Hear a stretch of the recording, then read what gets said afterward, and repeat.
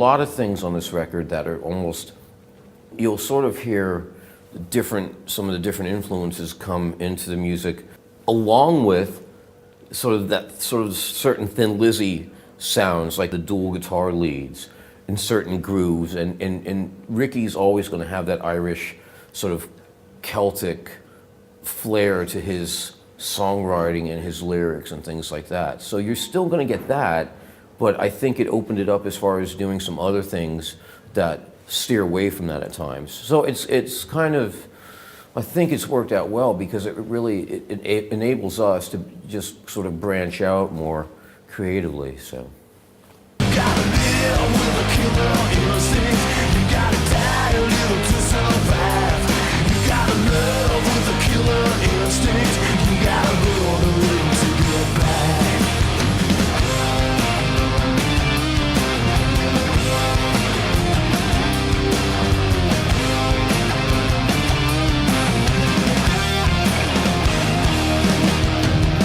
The band now has more of its own sound and style. That's comes from a year and a half of touring. We've been playing together nonstop for a year and a half as this unit. When I joined the band, we literally rehearsed for a few days, and then we recorded the record. So, and even though me and Damon have played together, and me and Scott have known each other, and me and Ricky have known each other for a while, it's different when you play together every day, and you learn the nuances of everyone's sort of playing style and how they approach things. So that's why it turned out as well as it did. And of course, we changed producers. We went with Nick Raskolinitz. He's literally like, the sixth member, so to speak. That's what makes him so great as a producer. He comes in and he hears things that the other five of us don't hear. He had ideas for certain things, how to change arrangements and melodies that I didn't hear, or nor did anyone else. He can come in and hear what we already have, and he'll take it, he has a different sort of interpretation of it, and he'll take it someplace else. And that's what makes him such a great producer, and that's why everyone wants to work with him.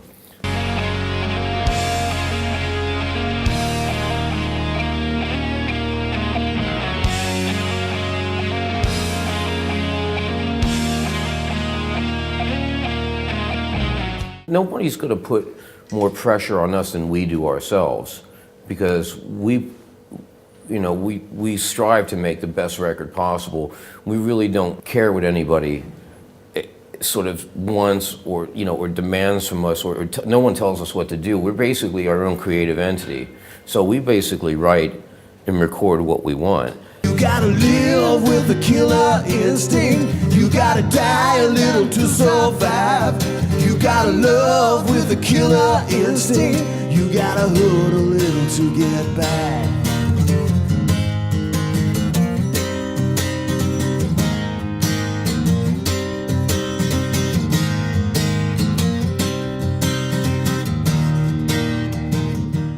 I think the one thing we would like to do, and I'm not sure when we're going to do it, we'd like to do a short, I don't want to make it a full-length thing or a really long thing. We're going to do like a little acoustic tour. We did, on a radio station the other day, we just did like a little acoustic thing. And it was just fun to do it, because it was very low-key, and it's very spontaneous. And the songs kind of take on a different light. Sometimes you play them acoustically. When you're not playing things at that volume with distorted guitars and loud drums, and sometimes when you play them at a quieter level, they change, and it's interesting where they can go sometimes. So I think we might do that for fun, maybe for a week or two. So I don't know, when, like I said, I don't think we can even do that till next year though, so.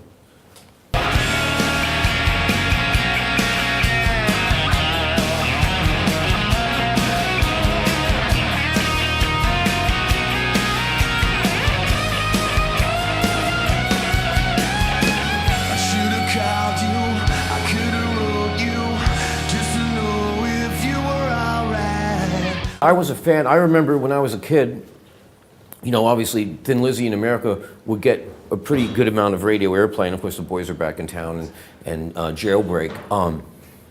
When I was a kid, I used to do a lot of skateboarding, which I don't do anymore.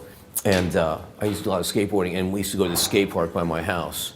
and they always played Live and Dangerous. Like I think that's the only record they had. I was always a fan of the band, and it's funny. I had most of the catalog, before anything ever came up. And then it's funny. Damon called me one day, a couple years ago. He's like, "Not gonna believe it! I joined Thin Lizzy." I'm like, "Wow, that's pretty cool." And then they called me like a year later. So as far as joining a band and being a fan of it, I think if you're going to join a band, you sort of have to enjoy the music. I don't know if you have to be the biggest fan in the world, but I think you certainly have to. You have to enjoy the music, and I think you have to know the sort of lineage of the music in the band and where it came from. You know what I mean? You just can't. You have to respect that as well, and make sure you bring it and you give it some credibility. So I don't think it's essential, but it certainly helps. And of course, who doesn't want to join a band that they like? You know what I mean? It's like, I'd much rather join a band I like that I don't like. So.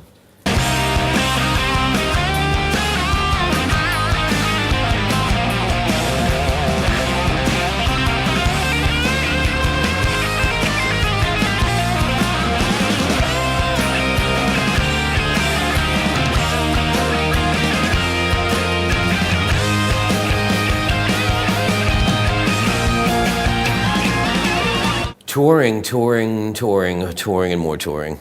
I think what like I said, we're gonna be touring through the end of the year into next year. We've already got a plan for the new record. We already have some ideas for it. Even though this record just came out 3 weeks or 2 weeks ago, we're already plotting the next record. We're already sort of done with this record. We're moving on to the next record.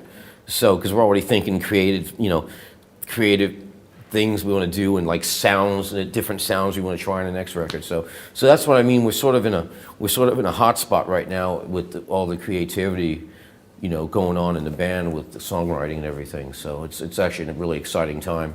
And then we're getting a lot of positive response over here as well, which just kind of feeds the whole thing. Makes you want to keep working more.